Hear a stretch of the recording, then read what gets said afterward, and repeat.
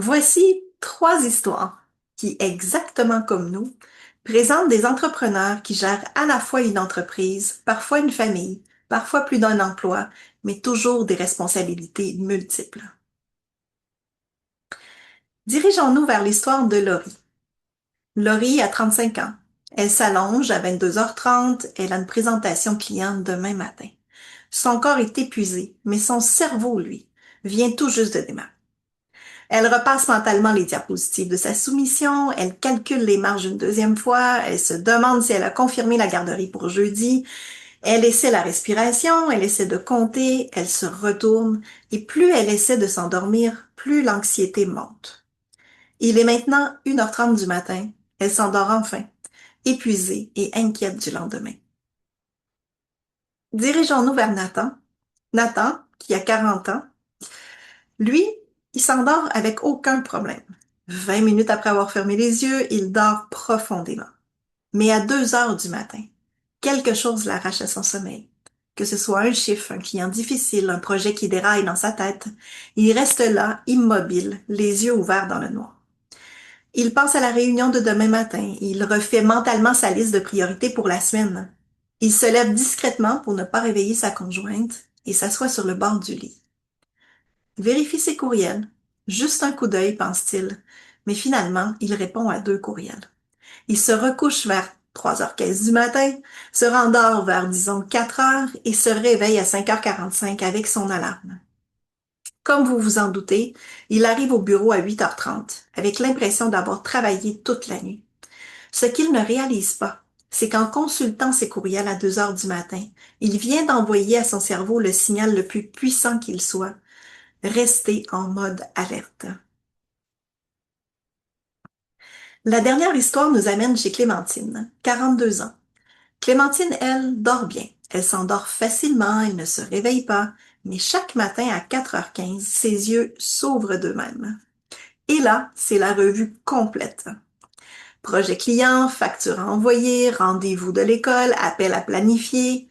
Ajoutez-en, elle passe 2 heures dans le noir à ruminer, incapable de revenir au sommeil. À 6h30, quand son alarme sonne, elle est déjà exténuée, avant même de commencer sa journée. Elle se dit que c'est sa nature, qu'elle est quelqu'un de matinal, qu'elle n'a pas besoin de dormir beaucoup probablement. Mais au fond, elle sait que quelque chose ne va pas. Vous reconnaissez-vous dans l'un de ces trois profils? Peut-être un peu dans chacun d'eux? Si oui, cette capsule est faite pour vous. Jessica Ménard, psychologue de formation, entrepreneur et présidente de la firme Les Équipes Casey Ménard, consultante en développement organisationnel. Nous accompagnons les leaders, les entrepreneurs, les chefs d'entreprise comme vous à transformer leur passion en action pour atteindre leurs objectifs au travers de l'équilibre physique, mental et des valeurs. Dans les milieux organisationnels, on parle beaucoup de stratégie, de marketing, de croissance, mais rarement de sommeil. Et pourtant, les scientifiques et les entrepreneurs partagent à quel point le sommeil est la variable cachée qui détermine notre capacité à décider, à créer et même à persévérer. Nous ne sommes pas de simples entrepreneurs. Nous sommes des entrepreneurs à responsabilités multiples. Des personnes qui exercent une activité entrepreneuriale en parallèle d'autres obligations comme l'emploi, la famille, les études, le fait d'être proche aidant et bien d'autres probablement. Dans cette capsule, nous vous proposons 2 objectifs principaux. Le premier, comprendre les défis du sommeil et ses particularités. Et le deuxième, proposer des outils afin d'améliorer la qualité du sommeil. Mais tout d'abord, qu'est-ce que le sommeil? Le sommeil est un état altéré de conscience dans lequel plusieurs fonctions physiques et mentales continuent d'opérer, donc continuent de fonctionner dans un monde différent qui est celui de notre endormissement, même en l'absence de stimulation environnementale. En 2024, une étude portant sur 60 000 adultes, c'est d'ailleurs la plus grande étude de ce genre à ce jour, a démontré quelque chose d'inattendu. La régularité du sommeil prédit mieux la mortalité que la durée du sommeil. Donc, je répète, la régularité du sommeil prédit mieux la mortalité que la durée du sommeil. En d'autres mots, dormir de façon cohérente chaque nuit compte davantage que d'essayer de récupérer la fin de semaine. Et c'est justement là que nos trois histoires trouvent leur explication. Lorsque l'on parle de sommeil réparateur, il y a trois piliers à considérer: la régularité, l'énergie et l'hygiène. Si l'on regarde ensemble l'histoire de Laurie, ce qui n'a pas été mentionné tout à l'heure, c'est ce qui se passe à la fin de semaine. La semaine, Laurie se couche entre minuit et 1 heure du matin environ. Elle se lève à 6h45, souvent dans de la contrainte, et le vendredi soir, épuisée, elle se couche à 23h30. Le samedi matin, elle dort jusqu'à 9h30. Elle s'accorde un peu de récupération et c'est légitime. Le dimanche soir, toutefois, son corps ne veut pas s'endormir avant minuit et demi. Et le lundi matin, à 6h45, elle recommence, déjà en déficit de sommeil. Ce que nous dit la science de la régularité, c'est que notre cerveau fonctionne selon une horloge biologique, le rythme circadien. Cette horloge gouverne non seulement le sommeil, mais aussi la température corporelle, donc la sécrétion d'hormones, le métabolisme et les fonctions cognitives. Pour fonctionner efficacement, cette horloge a besoin de deux éléments: une heure de lever constante et une exposition lumineuse cohérente. Toujours sur la même étude de 60 000 adultes qui a démontré en fait que le sommeil est un meilleur prédicteur de mortalité que la durée du sommeil. Donc la régularité est un meilleur prédicteur que la durée. La tolérance à la variabilité est maximale de plus ou moins 30 minutes autour de leur cible. Donc au-delà, le rythme circadien qu'on appelle commence à se dérégler. Donc, s'il y a un déficit qui survient en semaine, il est recommandé de compenser avec une sieste de 20 minutes plutôt qu'en dormant tard toute la fin de semaine. Cette stratégie va préserver la régularité de l'heure du lever. Ce que ça signifie pour Laurie et pour nous, bien sûr, mais le problème de Laurie n'est pas qu'elle dort trop peu, c'est que son cerveau ne sait plus à quelle heure il est censé être en mode sommeil. Donc, le résultat, c'est qu'elle met du temps à s'endormir parce que son horloge interne n'est pas synchronisée avec l'heure à laquelle elle se couche. Ce n'est pas de l'insomnie au sens clinique, c'est une désynchronisation circadienne. La stratégie pour Laurie est donc simple à énoncer, quoique difficile à appliquer dans une vie qui est, disons, complexe. Fixer une heure de lever constante, 7 jours sur 7, avec plus ou moins 30 minutes de différence. Laisser l'heure de coucher s'ajuster naturellement selon la fatigue réelle, puis en cas de dette de sommeil, une sieste de 20 minutes en début d'après-midi et pas de grasse matinée. Idéalement, bien sûr. Nous venons tout juste de changer d'heure. Et là, vous vous dites, oui, mais c'est parce qu'on change d'heure 2 fois par année et c'est 1 heure de différence chaque fois. Effectivement, ça pose un souci pour certains entrepreneurs. Les entrepreneurs à horaires complexes sont vraiment particulièrement vulnérables au changement d'heure. Puis le changement d'heure représente un défi ici, chez nous, en tout cas 2 fois par année. Mais ce défi est amplifié pour les personnes qui ont des horaires de nuit, des horaires de jour ou des quarts de travail différents selon les mois. Donc, il y a certaines données d'ailleurs qui sont sorties à ce sujet, des données de Lee et Al puis Loaiza Hernandez et Romigi. La période d'adaptation dure de 4 à 14 jours environ. Et le changement de printemps est plus difficile. Une perte d'1 heure de sommeil dans un contexte de dette chronique fréquente. Donc, plus on a tendance à avoir des dettes de sommeil et plus il va y avoir une difficulté au changement d'heure. Donc, les personnes gérant des horaires complexes multiples présentent une désynchronisation des rythmes et une charge mentale augmentée pendant cette période de transition. Donc, la stratégie est la même que pour Laurie finalement.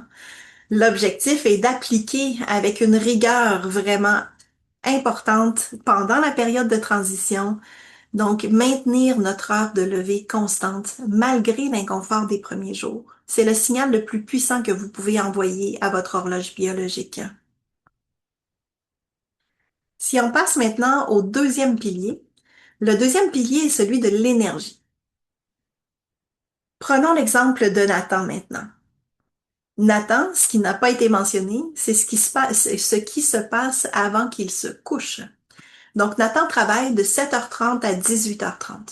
Il gère une équipe, deux clients exigeants et sa propre entreprise en parallèle. Le soir, après le souper et 1 heure avec ses enfants, il reprend son téléphone. Il répond à quelques messages des urgences particulièrement, il va consulter les statistiques de son site, il prépare mentalement la réunion du lendemain, puis à 22h30, son corps est épuisé et il se couche. Son système nerveux, lui, est encore en mode résolution de problème. C'est pourquoi à 2 heures du matin, quand son cerveau émerge du premier cycle de sommeil, il ne replonge pas. Il reprend exactement là où il s'était arrêté. Et quand Nathan se lève pour consulter ses courriels, juste un instant, la lumière bleue de l'écran envoie à son horloge biologique un signal clair. C'est le matin. Il est temps d'être alerte. Son sommeil, pour cette nuit, est terminé à ce moment-là. Ce que nous dit ce que nous dit la science, en fait, ou ce que nous apprend la recherche en neurosciences et en physiologie du travail, c'est que la récupération ne s'accumule pas. Elle doit être distribuée tout au long de la journée pour être efficace. Le cerveau humain n'est pas conçu pour soutenir une concentration intensive de manière ininterrompue. Après 60 à 90 minutes d'effort cognitif soutenu, les performances déclinent et le niveau de stress biologique monte. Donc, ce qui est recommandé, ce sont des micro-pauses de 5 à 10 minutes, toutes les 60 à 90 minutes de travail intensif. Et ça augmente la vigueur de 60% et ça réduit significativement la fatigue. Donc, les activités les plus efficaces lors d'une micropause, ça peut être la respiration profonde, l'étirement léger, regarder par la fenêtre, conversation brève avec un proche, par exemple, qui est non lié au travail, et puis pour Nathan, donc effectivement, qui sont là où il se réveille en pleine nuit, mais ça peut être bénéfique d'utiliser ce type d'outil pour lui permettre de retourner vers un sommeil plus sain. Donc, ce qui va changer pour Nathan, ben, l'enjeu, c'est pas de moins travailler pour lui. C'est de créer une frontière neurologique entre le mode de travail et le mode de récupération, pour que son système nerveux ne transfère pas au sommeil le travail de décompression qu'il n'a pas eu l'occasion de faire dans la journée. Nathan a quand même résolu son souci après 3 semaines environ. Donc, 3 semaines après avoir appliqué 2 règles simples, les micro-pauses structurées dans la journée, puis le téléphone hors de portée après 21 heures. Nathan a remarqué quelque chose d'inattendu. Il s'endort à la même heure, mais il reste endormi grâce à cela. Donc, le réveil de 2 heures du matin se produit encore parfois, mais il replonge assez rapidement dans son sommeil en quelques minutes.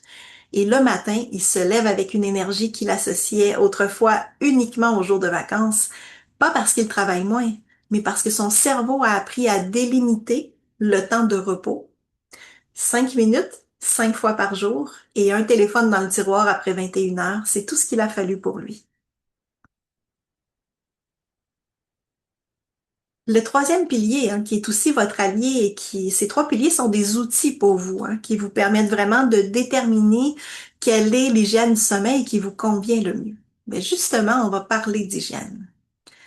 Maintenant, revenons à Clémentine. Clémentine, vous vous souvenez, elle dort bien pendant 5 à 6 heures environ, mais elle se réveille vers 4h15. Voici ce que fait Clémentine chaque soir. À 21h30, elle répond à un dernier courriel client sur son téléphone depuis son lit. À 22 heures, elle fait défiler ses messages pendant encore 15 minutes. Elle consulte sa liste de tâches pour demain, elle modifie un calendrier. À 22h30, elle pose son téléphone sur sa table de chevet et ferme les yeux. Ce qu'elle ne réalise pas, c'est que depuis 3 ans, elle a appris à son cerveau que le lit est aussi un espace de travail, que la position allongée déclenche automatiquement l'activation cognitive. Son cerveau obéit. Donc, à 4h15, lorsqu'il se réveille, c'est parce qu'il a appris que c'est ce qu'on fait dans ce lit. Il y a 7 leviers de l'hygiène du sommeil. Il y en a d'autres, probablement, mais disons 7 principaux. Le terme hygiène du sommeil peut paraître banal, mais chaque élément repose sur une base neurologique précise. Donc, Le premier levier est celui d'une routine, comme on en parlait tout à l'heure. Et ça, ce sont vos outils pour mieux dormir et surtout pour avoir un sommeil qui est réparateur pour vous. Donc, le signal au cerveau, c'est important, là, cette routine et cette transition, donc 30 minutes avant le coucher, envoie un signal au cerveau que le passage en mode sommeil est imminent. Un environnement optimal, on dit habituellement une température entre 18 et 20 degrés, l'obscurité totale et le silence ou des bruits blancs si vous préférez. Troisième levier, c'est la lumière matinale de 15 à 30 minutes. Pourquoi? Parce que ça synchronise l'horloge circadienne et inhibe la mélatonine résiduelle, donc ce qui fait que l'on dort. La caféine qui est contrôlée, idéalement un arrêt à partir de 14 heures, parce que la demi-vie de la caféine est de 5 à 6 heures dans notre organisme. L'activité physique, 30 minutes, modérée par jour environ, et plus de 3 heures avant le coucher si c'est possible. Pourquoi? Parce que ça régule les hormones de stress et améliore la qualité du sommeil profond. La gestion du stress, donc la respiration, écrire dans un journal, la pleine conscience, la méditation, ce qui vous fait du bien, parce que ça désactive le système nerveux sympathique avant le coucher. Et bien sûr, tentez d'utiliser le lit pour le sommeil uniquement, donc un environnement de repos, parce cela élimine toute activité cognitive ou numérique dans le lit, ce qui est préférable à ce moment-là. Si l'on regarde comment Clémentine a résolu ses soucis, ben, le changement pour Clémentine a commencé vraiment par une règle. Plus aucun écran dans le lit. Son téléphone charge maintenant dans la cuisine lorsqu'elle est dans la chambre. Elle lit un livre pendant environ 20 minutes avant de dormir. Pas de travail, pas de nouvelles. La première semaine a été inconfortable. Elle avait l'impression de manquer quelque chose. La deuxième semaine, Clémentine a commencé à se rendormir après le réveil de 4h15. Et la troisième semaine, le réveil de 4h15 est devenu le réveil de 5h30. Son cerveau a désappris l'éveil, lentement mais réellement.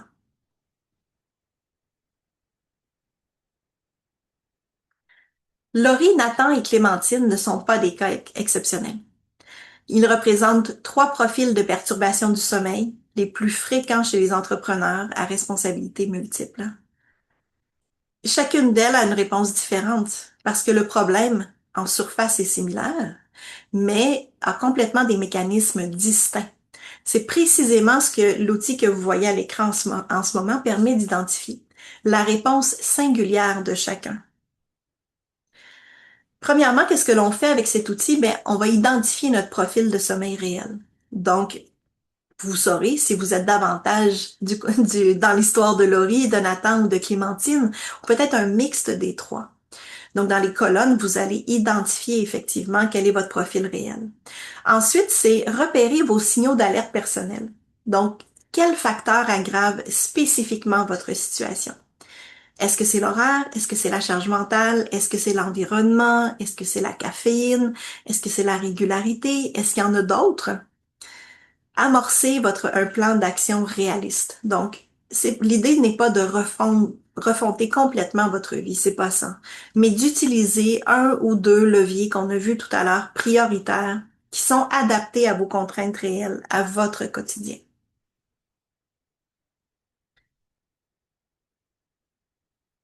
Laurie a besoin de régularité. Nathan a besoin de frontières. Et Clémentine a besoin d'une hygiène de sommeil. Laurie, pour elle, une heure fixe de lever est importante, même le week-end, et des siestes stratégiques de 20 minutes pour compenser sans perturber son rythme circadien.